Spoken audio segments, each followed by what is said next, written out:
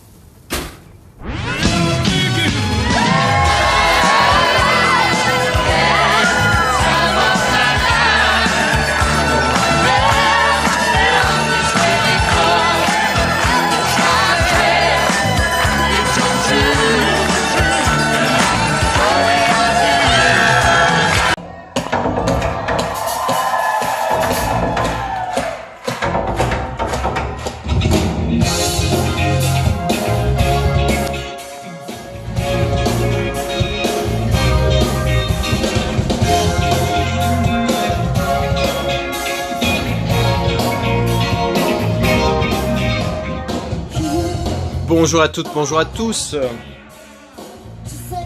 Petite vidéo à chaque cachiotte, la numéro 135. Aujourd'hui est une journée historique.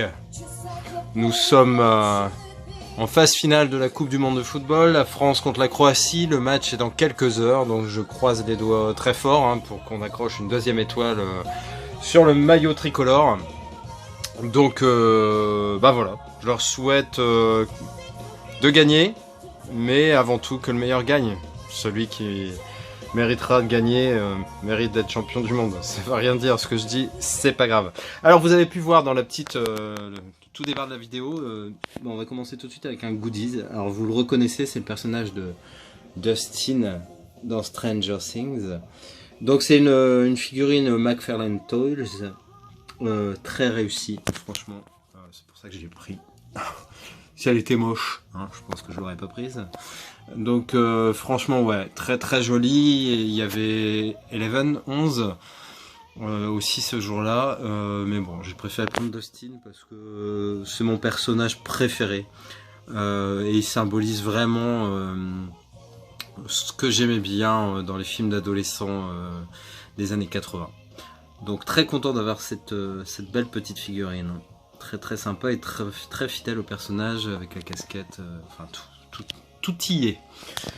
Donc je vais vous présenter quelques achats et aussi un cadeau. Oula, je cadre bizarre. J'ai reçu un colis de Nico, alias Mistral Love, qui commente, qui est un abonné fidèle et qui commente toujours mes vidéos avec précision, on va dire, et qui apporte toujours des petites choses sympas. Et on a vraisemblablement pas mal de goûts en commun.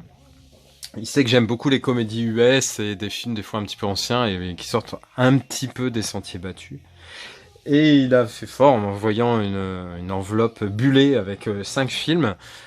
Et sur 5, il est allé un peu, on va dire à tâtons d'après ce qu'il avait vu de ma collection. Mais forcément, j'ai pas non plus tout présenté. Donc on va dire que sur 5 films, il a mis dans le mille... pour 4 d'entre eux, il n'y en a qu'un que j'avais déjà.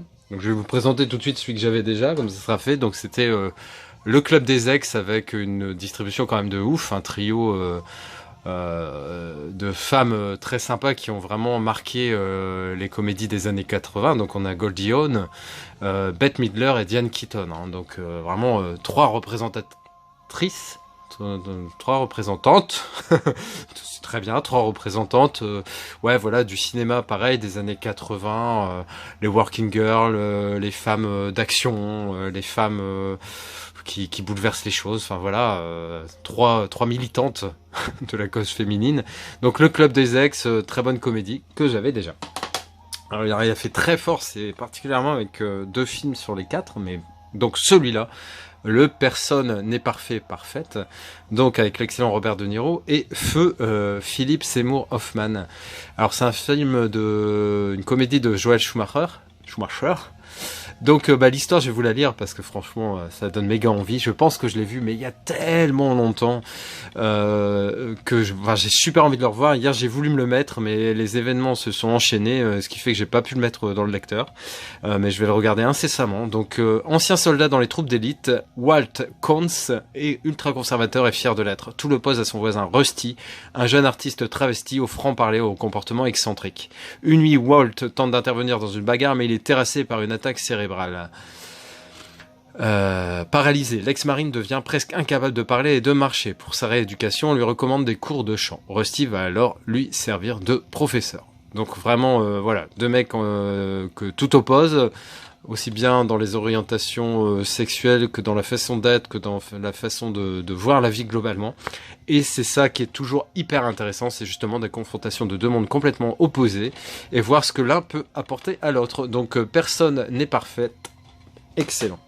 Et le deuxième film dont je suis super content, c'est The Birdcage, donc La Cage aux Folles, le remake américain, avec une distribution, encore une fois, un quatuor de malades, donc Robin Williams, et je l'avais pas dans ma filmo Robin Williams, donc je suis vraiment super content.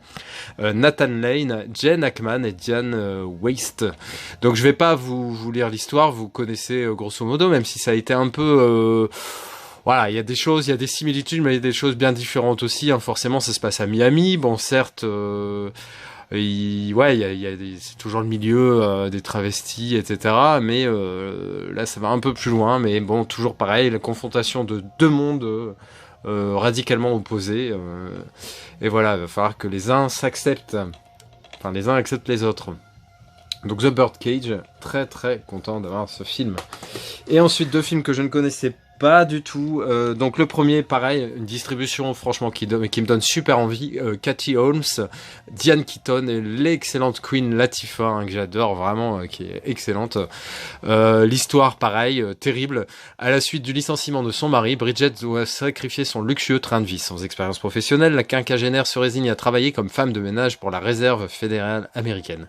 Découvrant que les billets de banque usés sont détruits, elle propose à deux collègues, Nina, une mère célibataire, et Jackie, une femme célibataire, une jeune femme insouciante, un stratagème pour subtiliser une partie de cet argent. Voilà, je vous passe le reste. Vous avez compris le pitch. Franchement, très sympa. Très sympa. Un trio de pseudo-braqueuses, on va dire. Donc, Mad Money, franchement, ouais. Par le scénariste de Thelma et Louise, je connaissais pas du tout et vraiment hâte de le voir. Et le dernier, donc, un film où tout de suite dans la distribution, ce qui me saute aux yeux, c'est Daryl Hannah. Donc, très sympa. Oui, donc ce film que je ne connaissais pas, un Speedway Junkie, donc avec Daryl Hannah, donc je l'ai dit, les autres acteurs, Jess Bradford, Jonathan Taylor Thomas et Jordan Brower. Ouais, ça me dit vaguement quelque chose des second rôles, mais je connais pas plus que ça. Là, je vois pas de Sick and Sit, par contre, effectivement. Donc, passionné de bolide, Johnny rêve de participer au fameux rallye de Caroline du Nord. Sur la route, il fait la connaissance à Las Vegas de jeunes marginaux comme Eric et Steven, dont le seul but est de gagner facilement de l'argent. Aussi vite dépensé en fait mémorable. Fasciné, Johnny va se laisser entraîner dans un monde de sexe, de drogue et de violence dont il ne soupçonnait pas l'existence. Je connais pas ce film, mais je sais très bien que s'il me l'a envoyé, c'est que ça doit être un film à voir et sympathique.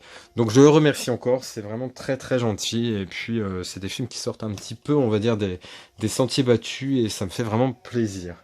Alors, moi, de mon côté, je vais vous présenter donc deux Blu-ray où j'ai décidé de vous les présenter en même temps parce que c'est un peu, on va dire, le même style de film, un peu comédie musicale, au milieu de la chorégraphie, on va dire, et des prestations scéniques musicales. Donc il y a le Nine, film de Bob Marshall avec une distribution de fou, Daniel Day-Lewis, Marion Cotillard, Penelope Cruz, Fergie, Kate Hudson, Nicole Kidman et Sophia Loren. Donc vraiment une distribution de ouf. J'ai pas vu du tout ce film, donc je vais pas vous en parler en bien ou en mal. Mais ça m'a l'air relativement sympathique. Et dans la même lignée, si on peut dire, j'avais acheté il y a quelque temps à Nose les Saphirs. Donc là, c'est un groupe de 4 gonzesses. Donc l'histoire. Donc il y a les 4 prénoms des gonzesses. S'apprêtent à réaliser leur rêve, découverte par Dave, musicien irlandais au caractère bien trempé et amateur de soul music. Elles forment le groupe les Saphirs. Dave remanie leur répertoire et organise une tournée pour soutenir les troupes US. L'aventure promet d'être passionnante. Donc pareil, on en a dit beaucoup de bien de ces saphirs, donc on verra. J'avais déjà vu et je l'ai regardé il y a 2 jours, c'est Bastille Day avec Idris Elba, Richard Madden et aussi José Garcia, José Garcia, donc qui joue le rôle d'un flic, on va dire ripou. Idris Elba est vraiment très très bon, donc c'est un film d'action sans prétention, hein, qui a été plus ou moins, je dis pas interdit, mais retiré assez vite des écrans, etc. parce que c'était en plein moment des attentats en France, hein, donc forcément, là en plus il y a un peu redondance parce qu'il y a un peu en fond quelques actes un peu qui peuvent sembler terroristes et ils essayent surtout de faire passer ça pour du terrorisme. Enfin bref, pardon. C'est un film sur le fait d'une police corrompue qui essaie de piquer un maximum de fric, on va dire. La toile de fond, c'est Paris, donc d'où le titre, hein, d'ailleurs. Est très très sympa. Film vraiment d'action où Idris Elba montre qui. Donc film très très sympa, très crédible. Donc à Noz, j'avais acheté Nude Nuns with Big Guns. Et donc dans le même style, toujours en collection Greenhouse, il y avait le Samurai Avenger, hein, The Blind Wolf. Donc je me suis laissé tenter, je l'ai pris. Là effectivement c'est vraiment dans la pure tradition des films un peu de Tarantino, etc. Donc un samouraï traque le psychopathe qui a violé sa femme, a battu sa fille et l'a forcé à se crever les yeux. Rien que ça. 8 ans après le massacre, il revient sur les lieux du drame assoiffé de vengeance. Il ignore que son ennemi juré a engagé 7 redoutables tueurs à gages pour se débarrasser de lui. Les têtes vont tomber. Ouais, j'aime bien. C'est déjà l'histoire me branche. Ensuite, pour compléter ma filmo de Clint Eastwood, j'ai réussi à voir ce Chasseur blanc, cœur noir. Donc excellent film. J'avais adoré quand je l'avais vu. Bon, il y a certes une paire d'années, je pense que ça doit faire 20 ans que j'ai vu ce film. Donc voilà, un film qui se passe en Afrique. Le titre est assez évocateur. L'affiche avec l'éléphant en fond, on devine un peu dont il s'agit. Donc voilà, c'est effectivement la chasse à l'éléphant, chose que forcément je ne cautionne absolument pas, qui me dégoûte au plus haut point. Donc je vais revoir ce film avec un regard un peu plus adulte et on va voir ce que ça évoque en moi. J'avais chopé il y a quelques temps, je crois que c'était, alors je suis plus trop sûr si c'était un cache ou un vide-grenier, mais le French Connection avec Gene Hackman, le premier, et je crois que c'était Tom Ciné BD qui m'avait dit que le 2 était aussi très très bien, et j'avais dit qu'à l'occasion, si je tombais dessus, je le prendrais. C'est chose faite, il y a quelques jours, je suis tombé dessus, je l'ai pris. Donc effectivement, un flic qui lutte contre le trafic de drogue à Marseille, en France globalement, donc et il paraît que le 2 est très très bien également. Donc là, je vous présente des films qui sont un peu anciens. J'en ai encore 2 à vous présenter. Ce film-là, pure comédie française, que j'adorais, là, plus années 70, hein, je pense. Oui, c'est ça. Donc c'est Tendre Poulet avec un duo improbable d'Annie Girardot et Philippe Noiret. Annie Girardot, dedans, de mémoire, elle campe le rôle d'une flic, hein, d'une commissaire de police ou genre. Philippe Noiret, c'est tout le contraire, c'est limite un anarchiste qui ne supporte pas les forces de l'ordre. Ils vont tomber amoureux l'un de l'autre, mais Lise, donc la commissaire de police, sachant comment son mec ne peut pas piffrer la police, va pas lui dire, va tout faire pour cacher son métier. Et c'est très très sympa, j'étais très content de le trouver à 90 centimes dans cet été-là. C'est une réédition et voilà, c'est sympa quoi.